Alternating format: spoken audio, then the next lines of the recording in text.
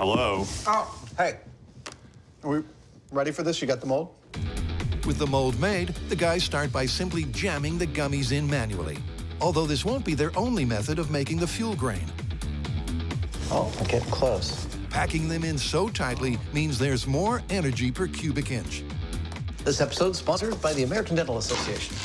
But removing any air pockets is important too. In our experience, air spaces in a rocket fuel grain are bad because they're places where the burning can propagate and create too much surface area. Shove your candy in that hole. Everything about a rocket burning is about controlling the burn. And when you have too much surface area, that burn can get out of control, and really its failure mode is to blow up your rocket. And that's bad. And there we go. All right. That's one engine, but they've got two more in mind.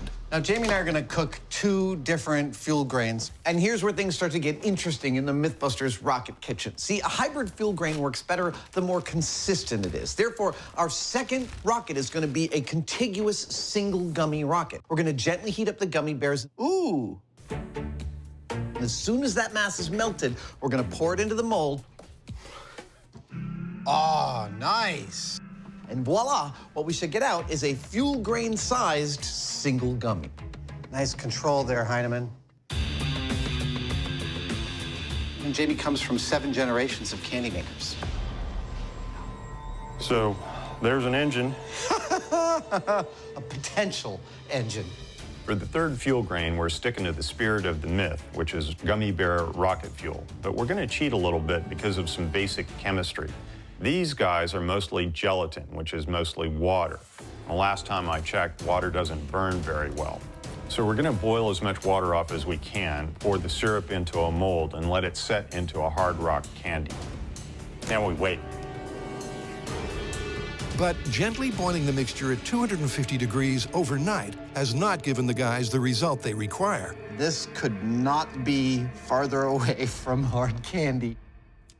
But we called a candy expert. And the trick is to get the candy between 300 and 310 degrees Fahrenheit. Adam begins by testing the new technique in small scale. And things are getting a little more serious. Make no mistake, this candy is super dangerous. It's a superheated syrup. If it got on you, 3rd-degree burns, a trip to the hospital, and a permanent scar. 305, okay, excellent. If it got on Jamie, it wouldn't be any problem. It would just peel off the skin off of his exoskeleton and he'd repair it. Ah! I'm good, I'm totally good. Wow. Okay, I'm just gonna cool this down because I've got a compressed gas cylinder over there. Ah! Take 2.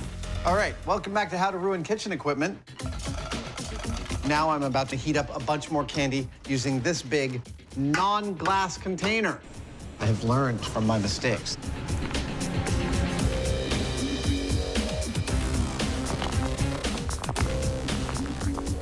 Wow.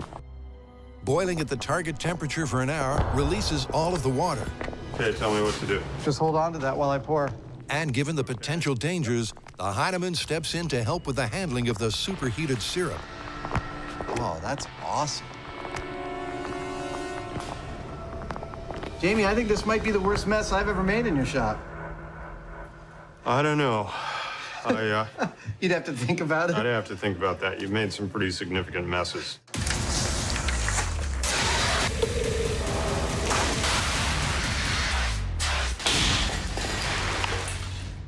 But with no further mishaps or mess, their work here is done. There we go. Well, that was a lot more work than we anticipated, but we finally have our 3 rocket grains. We've got the hand-packed gummies, we got the contiguous single gummy, and we've got the hard crack candy. That's all we can do here in the shop. Now it's time to head out to the desert.